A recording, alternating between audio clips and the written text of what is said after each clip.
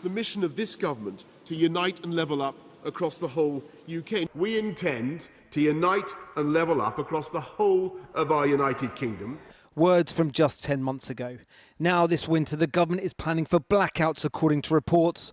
It's keeping lights on, not levelling up, that the new Prime Minister has to sort first. What's the biggest problem for you at the moment? Levelling up and getting the right staff, or cost of living?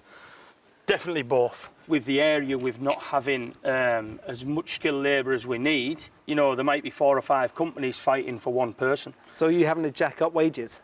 Oh, massively.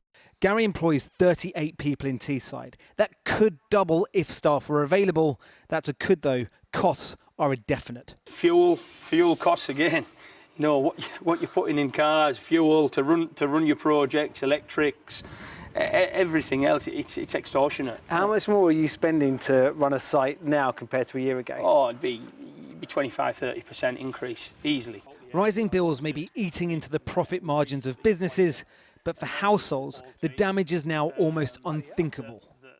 Cost of living and crippling energy bills are dominating almost all space in the public consciousness right now for politics and policy.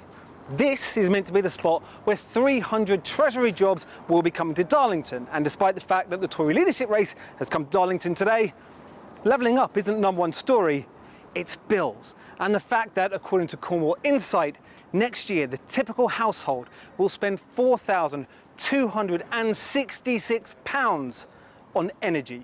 The scale of the crisis is vast. So far, the response from the would-be Prime Ministers has been underwhelming, say critics. On a campaign trip to Huddersfield, Liz Truss maintained tax cuts are the way to help.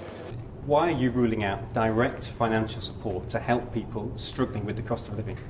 What I'm talking about is enabling people to keep more money in their own pockets. What I don't believe in is taxing people to the highest level in 70 years and then giving them their own money back. We are Conservatives. We believe in low taxes. The man who used to run the economy, Rishi Sunak, says under him households can expect direct payments, but won't yet say how much. It looks like, in general, the increase in bills compared to what we thought before is a few £100s more. Now, It's hard to be precise, and because we don't know yet, but what people can see is that's the kind of scale that I did before. I wanted to make sure that the most vulnerable, more, pensioners and the low-income households that I care most about do get the help that they need, and I want them to have peace of mind. On the streets of Leeds, even those who used to be comfortable are feeling the squeeze. Electricity's gone up, everything's just gone up. It's just, and I'm not in a bad job, but for me, I'm struggling. I have been doing some overtime shifts so that it can cover the expenses. So that's all I can do. I have family, I have 2 children, and I'm just planning ahead. But for those who are in desperate need, help is in shorter supply than it once was. Well, this room is not really full at the moment. These tables should be completely sort of up to here, and this should be full. So why isn't it? Well, the reason why we're seeing a low levels at the moment, because the places that we source our donations from, they're seeing a downturn in what they're being donated to, what they're getting donated. And is that cost of living crisis? Is that people? Yeah. At this food bank in Darlington, costs have doubled, so have the number of people asking for help. The fear now, winter, when falling temperatures and rising need cause coping mechanisms like this to fail, not just here, but all across the nation. Paul McNamara. Now, we asked for an interview with the government, and we asked to speak to senior ministers, and we asked MPs from the Liz Truss and Rishi Sunak campaigns. We were told that no one from anywhere there was available. Well, joining me now is Adam Scorer from the fuel poverty charity National Energy Action. Adam, thanks for coming back on the programme. Let's be absolutely clear. How unprecedented are these estimates? Oh, it's extraordinary. We've gone from bad to catastrophic at a rate of knots. Cornwall are very reliable. If they're anywhere close to the mark, when we get to January, we'd have seen the average energy bill rise by about £3,000 in a year, about 230%. Just think about that. When we talk about fuel poverty, we usually mean you have to spend 10% of your income to keep warm. Forget that.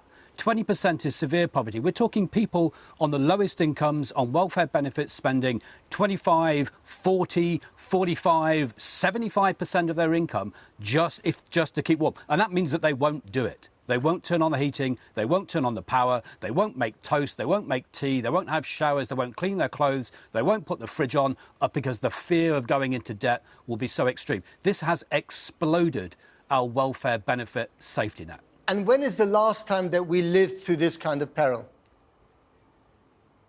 I don't think we have. I mean, we talk about the oil crisis in the 70s because of its knock-on effects across the economy. But nothing has hit the homes of the most vulnerable households like this. It's gas, it's electricity, it's power, it's heat, it's comfort, it's health, it's well-being. And that on top of the other inflationary pressures that hit people on the lowest incomes the most, especially rents and food, it is beyond the superlatives that we've been using up until now. This is a crisis because it's despair, it's desperation, and none of our little tips for coping, they don't work anymore. And government cannot just sit on its hands because there's a convention about government and wait for the new leadership to come into place. We need to act, and we need to act now. We'll talk about government in a minute and what they should do and what they haven't done so far. But and Aisha's going to speak about the issues concerning the most vulnerable in society. But this also impacts on middle-class, millions of middle-class households, doesn't it? It's terrible for everybody. Everybody gets hit by this. Some people can cushion the blow, but everybody will be trying to find ways of making this work. But the problem that we had before is we tried to go broad and shallow, do a little bit for everything. The people that are going to suffer, and let's be brutally honest about it, this means extreme mental stress. It means physical well-being and ill health. And it means that the thousands of people who die every year in the UK because they live in cold homes will go up more. So, yes, it affects everybody. But the exam question for government is the same one.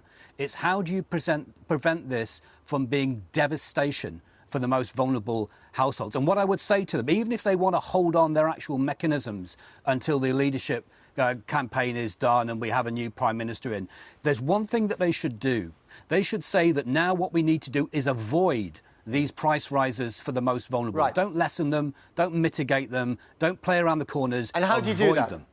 And how do you do that? What should they be doing in order to avoid that? In the short term, there's two ways. It's either money in the pocket through the welfare benefit system, or you expand the energy bill rebate system, which takes money directly off the bills. I prefer the latter because it means that there's more chance of people benefiting from warmer homes. But it's money in people's pockets. It's money off their bills. Only the state can do it, and the state has to do it now. And briefly, Ed Davey, the leader of the Lib Dems, had this plan of a kind of energy furlough. Is that a good idea as well? Is that part of your thinking? There's lots of ideas around. To the extent that that's about addressing the additional increases in energy prices, I think that's fine. Lots of people will argue for universal provision as a fuel poverty charity, thinking about our clients who are going to be in despair. I just want government to focus on people in the greatest jeopardy. And whether that money comes from the windfall tax, whether it comes from windfall taxation that the government's got, whether it's from borrowing, whether it's from taking from the road programme, I do not care. They have to do it. They will have to do it. They have no choice. The sooner they do it, the more people they save, the more lives they improve. OK. Adam Scorer, I notice you've got a stack of firewood behind you as well in your garden. Thank you very much indeed, although that was a very bleak assessment. Let's go to Aisha. The cost of living crisis is hitting some particularly hard, and tonight there are urgent calls for further targeted support for the most vulnerable, as we just heard there. Well, Alison Kerry is here from the disability equality charity Scope. So, Alison, we've just been hearing about the impact of over £4,200 on bills. What's that going to mean for people who've been in touch with your charity? Well, we're seeing a staggering increase in referrals to our disability energy service, which is Scope's helpline for people struggling with energy bills at the moment. And we've had about 500% increase on the same time last year. And I think that just goes to show the kind of desperate situation that many people find themselves in. And for a lot of people, it's simply not possible to turn the power off. So at the moment, we're seeing calls from people who are disabled who are being robbed of their independence because they can't afford to power vital equipment, such as an electric wheelchair or a mobility scooter, and then they're missing medical appointments as a result, or they can't afford to put the heating on when they need it, and that they may struggle to regulate their temperature, and that's having detrimental effects on their condition. So we're really worried that there are a lot of people whose choice is not just heating or eating, but powering life-saving equipment. And you're saying life-saving equipment there, and you've painted a really bleak picture of the people who are calling. Could potentially people die from this rise? Because you're saying life-saving equipment here. This isn't something that you can just kind of turn on or off, is it? Yeah, the choice is, for some people, is not there. Some people have dialysis machines at home and they have ventilators at home, and the energy bills are rocketing and are going to continue to do so throughout the winter, and people are really quite terrified and quite desperate about the situation ahead. And so, just to be clear, is it worse for people who have particular disabilities who are at home most of the time? Just paint us a picture of how bad targeted it is for them in particular. Yeah, I mean, there's a lot of disabled families where you may be at home more of the time. If you struggle to regulate your temperature, that might mean that you're having to spend the choice of just more time in bed because you can't, you're limiting yourself to one room to conserve energy and conserve heat. And, it's a really desperate situation for a lot of people at the moment. Well, the frontrunner in the Conservative leadership contest, Liz Truss, has said that she'll deal with the circumstances as they arise, and she's committed to making sure that people are supported. Are you reassured by that? I think that the government needs to act right now. They need to prioritise support for disabled families who are being hit the worst right now. And as soon as that new PM is in place, they need to be acting on this. Rishi Sunak previously committed and acknowledged that life costs more if you're disabled and offered £150 cost of living payment. But frankly, that's not enough in the sheer scale of the problem that we're now facing this winter.